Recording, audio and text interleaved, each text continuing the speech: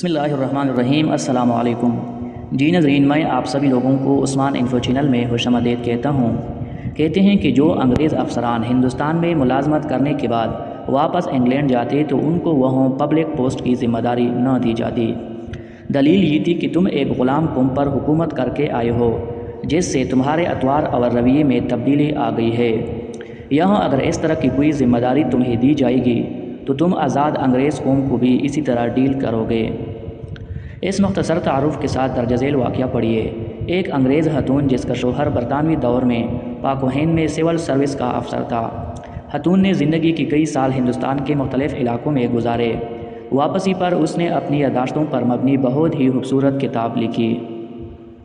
خاتون نے لکھا ہے کہ میرا شوہر جب ایک ضلع کا ڈپٹی کمشنر تھا، اس وقت میرا بیٹا تقریباً 4 سال کا اور بیٹی 1 سال کی تھی۔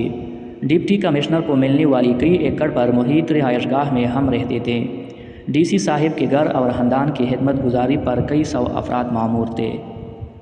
روز پارٹیاں ہوتی، شکار کے پروگرام بنتے، ضلع کے بڑے بڑے زمیندار ہمیں اپنے ہاں مدعو کرنا باعث فخر جانتے، اور جس کے ہاں ہم چلے جاتے وہ اسے اپنی عزت افزائی سمجھتا۔ ہمارے ٹھاٹ ایسے تھے کہ برطانیہ میں ملکہ اور شاہی خاندان کو بھی مشکل سے ہی میسر تھے۔ ٹرین کے سفر کے دوران نوابی ٹھاٹ سے آراستہ ایک عالیشان ڈبہ ڈپٹی کمشنر صاحب کی فیملی کے لیے مخصوص ہوتا تھا۔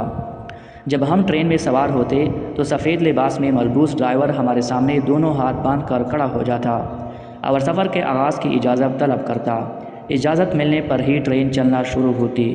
ایک بار ایسا ہوا کہ ہم سفر کے لیے ٹرین میں بیٹھے تو روایت کے مطابق ڈرائیور نے حاضر ہو کر اجازت طلب کی۔ اس سے پہلے کہ میں بولتی میرا بیٹا بول اٹھا، جس کا موڈ کسی وجہ سے خراب تھا۔ اس نے ڈرائیور سے کہا کہ ٹرین نہیں چلانے۔ کچھ دیر بعد صورتحال یہ تھی کہ اسٹیشن ماسٹر سمیت پورا عملہ جمع ہو کر میرے 4 سالہ بیٹے سے درخواست کر رہا تھا، لیکن بیٹا ٹرین چلانے کی اجازت دینے کو تیار نہیں ہوا۔ بالآخر بڑی مشکل سے میں نے کئی چاکلیٹس دینے کے وعدے پر بیٹے سے ٹرین چلوانے کی اجازت دلائی تو سفر کا آغاز ہوا۔ چند ماہ بعد میں دوستوں اور رشتہ داروں سے ملنے واپس برطانیہ آئی۔ ہم بذریعہ بحری جہاز لندن پہنچے۔ ہماری منزل ویلز کی ایک کاؤنٹی تھی جس کے لیے ہم نے ٹرین کا سفر کرنا تھا۔ بیٹی اور بیٹے کو اسٹیشن کے ایک بینچ پر بٹھا کر میں ٹکٹ لینے چلی گئی۔ قطار طویل ہونے کی وجہ سے خاصی دیر ہو گئی، جس پر بیٹے کا موڈ بہت خراب ہو گیا۔ جب ہم ٹرین میں بیٹھے تو عالیشان کمپاؤنڈ کی بجائے فرسٹ کلاس کی سیٹیں دیکھ کر بیٹا ایک بار پھر ناراضگی کا اظہار کرنے لگا۔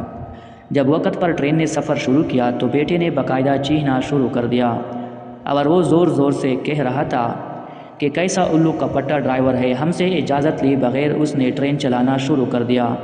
میں پاپا سے کہہ کر اسے جوتے لگواؤں گا۔ میرے لیے اسے سمجھنا مشکل ہو گیا کہ یہ اس کے باپ کا ضلع نہیں، ایک آزاد ملک ہے۔ یہاں ڈپٹی کمشنر جیسی تیسرے درجے کے سرکاری ملازم تو کیا، وزیر اعظم اور بادشاہ کو بھی یہ اختیار حاصل نہیں ہے کہ اپنی انا کی تسکین کے لیے عوام کو خوار کر سکے۔ آج یہ واضح ہے کہ ہم نے انگریز کو ضرور نکالا ہے، البتہ غلامی کو دیش سے نہیں نکال سکے۔ یہاں آج بھی کئی ڈپٹی کمشنرز، سیاستدان، جرنیلز صرف اپنی انا کی تسکین کے لیے عوام کو گھنٹوں سڑکوں پر ذلیل و خوار کرتے ہیں۔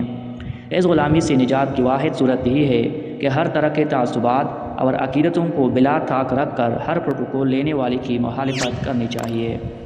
جی ناظرین، یہ تھی ہماری آج کی ویڈیو۔ اگر یہ ویڈیو آپ کو پسند آئی ہو تو اس چینل کو ضرور سبسکرائب کریں تاکہ آپ کو ہماری ہر نئی آنے والی ویڈیو آسانی سے پہنچ سکے۔ انشاءاللہ اگلی ویڈیو میں پھر ملاقات ہوگی۔